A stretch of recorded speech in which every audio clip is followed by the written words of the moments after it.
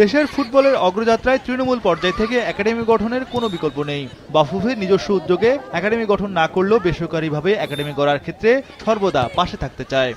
জানেন বাফুফকে এখন অন্তর্ভুক্ত করছে 222টা একাডেমি বাংলাদেশে, ক্লাস 1 ক্লাস 2 লেভেলে। আমরা উৎসাহ করতেছি আরও এরকম আরও অনেক বেশি একাডেমিগুলো থাকবে। প্রত্যেকটা একাডেমির পিছনে বাফুফ কোনো না কোনোভাবে সাপোর্ট দিয়ে থাকবে। এটা ফাইন্যান্সিয়াল হোক, ইনফ্রাস্ট্রাকচার হোক, টেকনিক্যাল হোক বা সবগুলাই হোক। কারণ প্লেয়ার তৈরিতে আমাদের ফুটবল গ্রাসরুটস লেভেলে একদম ছড়ায় ছিটিয়ে খেলতে হবে। ওই একটা দুইটা সেন্ট্রালাইজ একাডেমি করলে কিন্তু হবে না।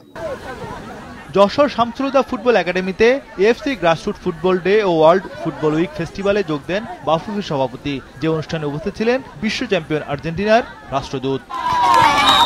বাফুফের সভাপতির প্রত্যাশা, ভবিষ্যতে দেশের উঠতি ফুটবলারদের গড়ে তোলার ক্ষেত্রে পাশে পাবে আর্জেন্টিনাকে।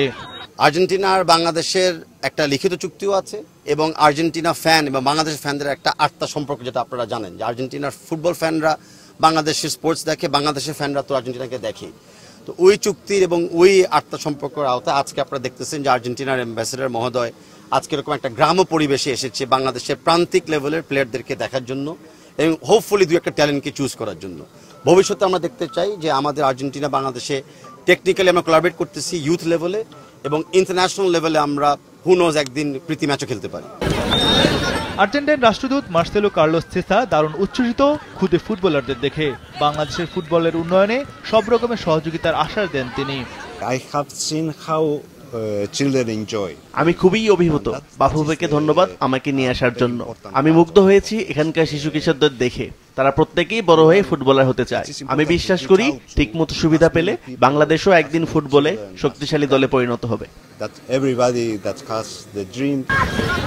এদিকে যশোর শামসুলহুদা ফুটবল একাডেমির প্রতিষ্ঠাতা ও বাফুফের সহসভাপতি নাসের শাহরিয়ার জাহিদ জানান, বেসরকারিভাবে আরও একাডেমি গড়ে উঠলেই ফুটবলে উন্নয়ন সম্ভব হবে।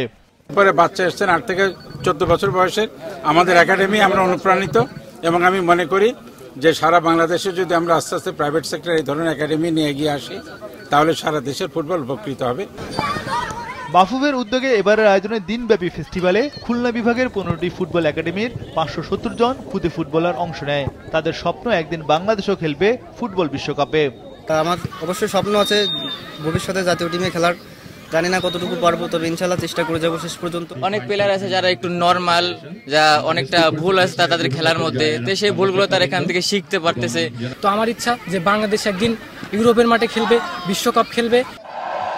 ফুটবল ফেস্টিভ্যালে আরও উপস্থিত ছিলেন বাফুফের সহসভাপতি ওয়াহিদউদ্দিন চৌধুরী হ্যাপি, মোহাম্মদ ফাহাদ করিম সহ বাফুফের কার্যনির্বাহী কমিটির সদস্যরা।